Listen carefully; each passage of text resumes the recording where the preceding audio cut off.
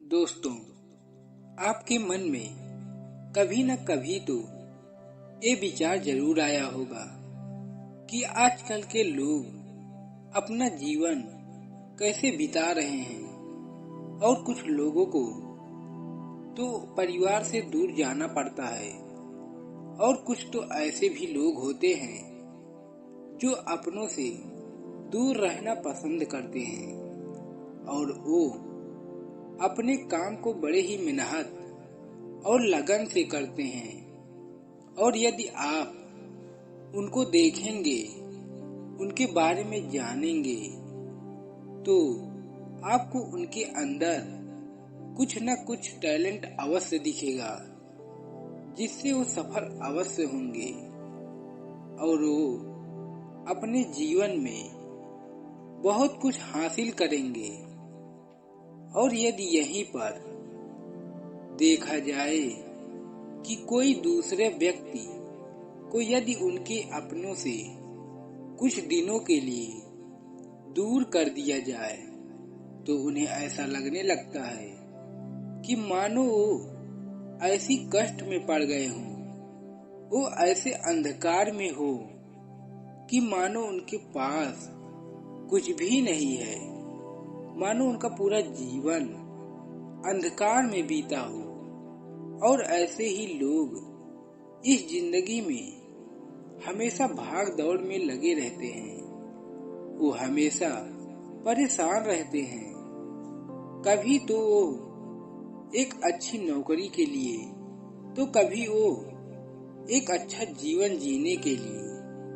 और ऐसे ही लोग इस जीवन में इतना उलझ जाते हैं कि वो ना कभी कभी अच्छी नौकरी पा पाते हैं और ना ही एक अच्छा जीवन जी पाते हैं। और इसी उलझ के कारण ऐसे लोग ही अपने जीवन में कोई बड़ी सफलता को हासिल कर नहीं पाते और ये अपना पूरा जीवन ऐसे ही व्यर्थ में गंवा देते हैं। और जब इनका अंतिम समय आता है तो इनका समय इनके हाथ से गुजर गया होता है। और ऐसे लोगों को हमेशा ये लगने लगता है कि हमारा तो पूरा जीवन अंधकार में फंसा हुआ है और वो अपने से बहुत दूर आ चुके हैं।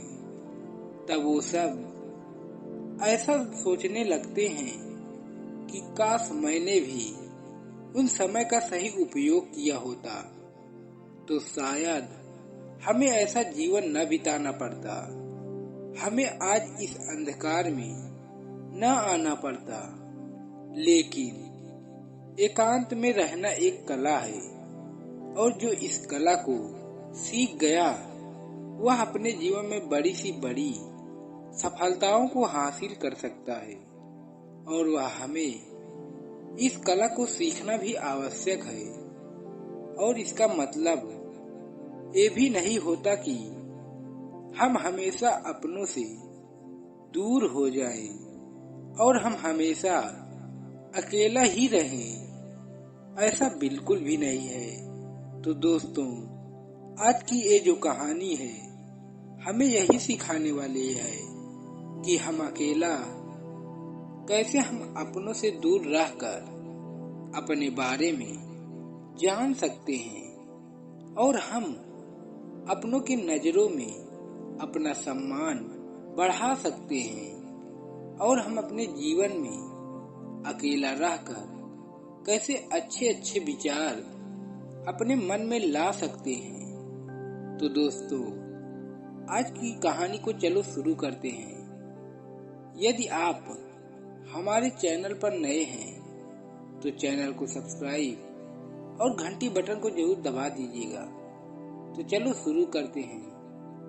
बहुत समय पहले की बात है, किसी नगर में एक बौद्ध भिक्षु रहा करते थे और उनके कई शिष्य थे और वो बहुत ही ज्ञानी थे। और एक व्यक्ति एक दिन उन बौद्ध भिक्षु के पास आता है और वह उन बौद्ध भिक्षु से कहता है कि हे महात्मा, मैं इतना दुखी क्यों रहता हूँ, मैं इतना परेशान क्यों रहता हूँ, मैं कभी भी सुखी क्यों नहीं रहता।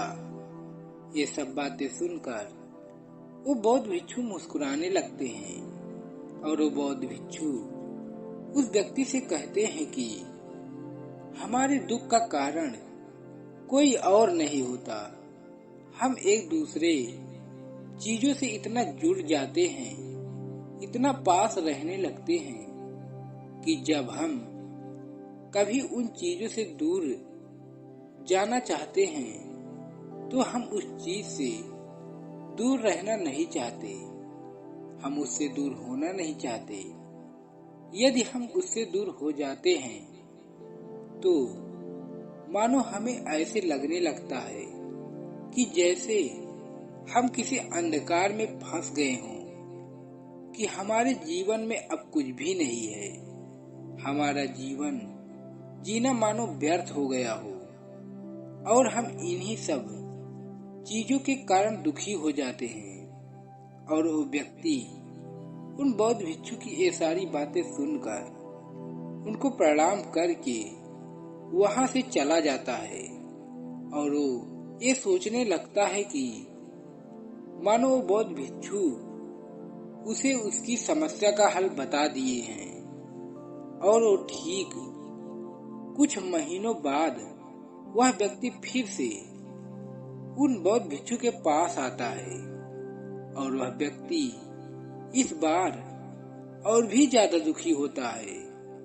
वह बहुत परेशान लग रहा होता है, उसके चेहरे पर उसका दुख बिल्कुल साफ साफ झलक रहा होता है और वह फिर उन बौद्ध भिक्षु के चरणों में गिर जाता है और वह उन बौद्ध भिक्षु से कहता है कि हे महात्मा, आपने मुझे जैसे बताया था कि फिर मैंने वैसे ही किया, लेकिन फिर भी मैं दुखी हूँ। मेरा दुख पीछा क्यों नहीं छोड़ रहा है?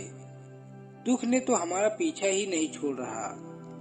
तभी वो बौद्ध भिक्षु उस व्यक्ति की बात सुनकर मुस्कुराते हुए कहते हैं कि क्या तुमने जैसे मैंने बताया था वैसे ही किया था? तभी वो व्यक्ति कहता है, हाँ महात्मा, आपने तो हमें ये बताया था कि हम जब किसी वस्तु से जुड़ जाते हैं या स्नेह उस वस्तु से करने लगते हैं और जब हम उस वस्तु से दूर हो जाते हैं या फिर अलग हो जाते हैं तो यही हमारे दुख का कारण बनता है। इसलिए मैंने अपने सभी लोगों से दूर रहने लगा, अपने माता पिता, भाई बहन, सगी संबंधी आदि को भुलाकर मैं दूर रहने लगा। जब मैं दूर रहते लगे तो हमें शुरुआत में तो बहुत अच्छा महसूस होने लगा, लेकिन कुछ दिन बाद हम उन सभी को भुला नहीं पाए। उन सभी की मुझे याद आने लगी और मुझे ये लगने लगा कि आज तक मैंने इतना दुख अपने जीवन में कभी भी नहीं देखा और इतना दुखी तो मैं उन लोगों के साथ में था जितना कि यहाँ मुझे झेलना पड़ रहा है, जितना कि आज उन लोगों से दूर होकर झेलना पड़ रहा है। तभी मुझे आपकी याद आ गई और मैं आपके पास चला आया। यदि आप मेरा मार्गदर्शन नहीं कर सकते थे तो मुझे बता दिए होते। मुझे आपने गलत सलाह क्यों दी? मुझे आपने गलत मार्ग पर क्यों ढकेला? आप तो हमें उस मार्ग पर भेजना चाहते थे जहाँ पर केवल दुख ही दुख था, सुख का तो नामो निशान नहीं था। हे महात्मा, आपने मेरे साथ ऐसा क्यों किया? उस व्यक्ति की इस बात को सुनकर वो बौद्ध भिक्षु कहते हैं कि तुमने तो केवल उन लोगों को दूर कर दिया, लेकिन आप उन लोगों से दूर नहीं हो पाए। और वास्तविकता तो ये है कि तुमने तो उनसे दूर होना ही नहीं चाहा, क्योंकि तुमने उनको हमेशा दूर रहकर भी चाहा।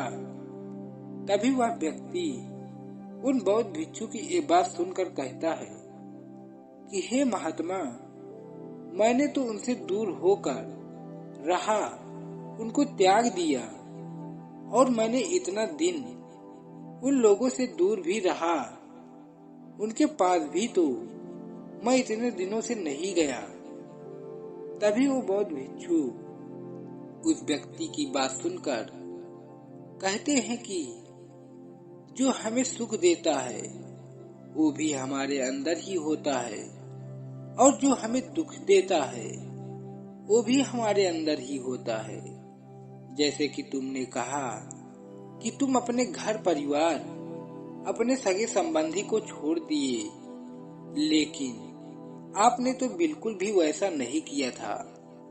आपने तो उन लोगों को अपने अंदर हमेशा चाहा, उन्हें अपने पास रखना चाहा, उनसे मिलना चाहा।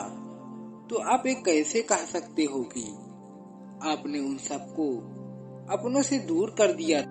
और जो व्यक्ति किसी को भी अंदर से चाहता है, वह व्यक्ति अपनों को कभी इतना जल्दी दूर नहीं रख सकता, क्योंकि वह व्यक्ति क्यों ना हमारा शत्रु ही हो, ये तो हमारे अंदर एक भ्रम हो जाता है कि हमने उस व्यक्ति या फिर उस वस्तु को भुला दिया।